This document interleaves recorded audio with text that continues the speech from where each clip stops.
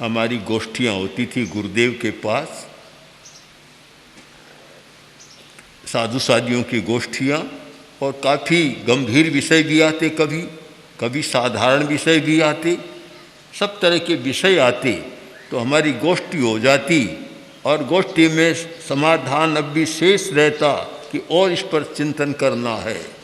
गोष्ठी संपन्न हो रही है, सब हम जा रहे हैं गुरुदेव को वंदना कर, तब गुरुदेव मुझे कहते हैं कि हमने चिंतन तो कर लिया, अब तुम जाओ, अचिंतन में से जो निकले वह बताना। मतलब इसका मतलब अचिंतन में जो निकलता है, चिंतन वहाँ तक पहुँच ही नहीं पाता। हमारे सामने प्रत्यक्ष है कि पूर्ववर्ती बड़े बड़े साधकों ने, बड़े बड़े तपस्वियों, आचार्यों, तीर्थंकरों ने, अवतारों ने जो सत्य का प्रतिपादन किया वह आश्चर्यकारी है, अद्भुत है। किस आधार पर किया?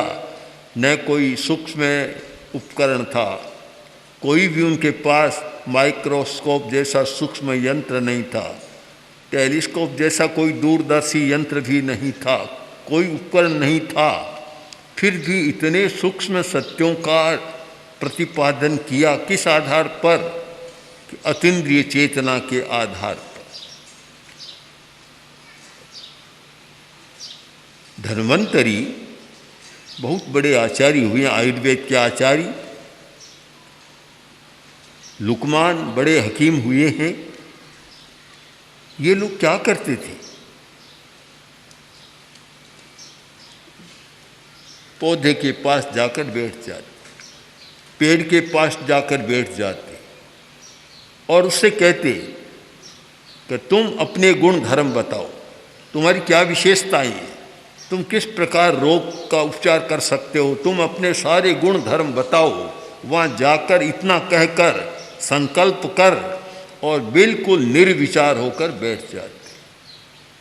उस निर्विचार अवस्था में अपने आप पौधा बोलता जाता और वे लिखते चले जाते या ग्रहण कर लेते उसको। यह सब यह निर्विचार अवस्था का प्रभाव है कि निर्विचार अवस्था में भीतर की चेतना जागती है। जब विचार होता है तो हमारी पारिस्थितिक चेतना जागती है, बाहर की चेतना जागती है। और जब कोई निर्विचार होता है उस समय भीतर की चेतना को जागने का मौका मिलता है।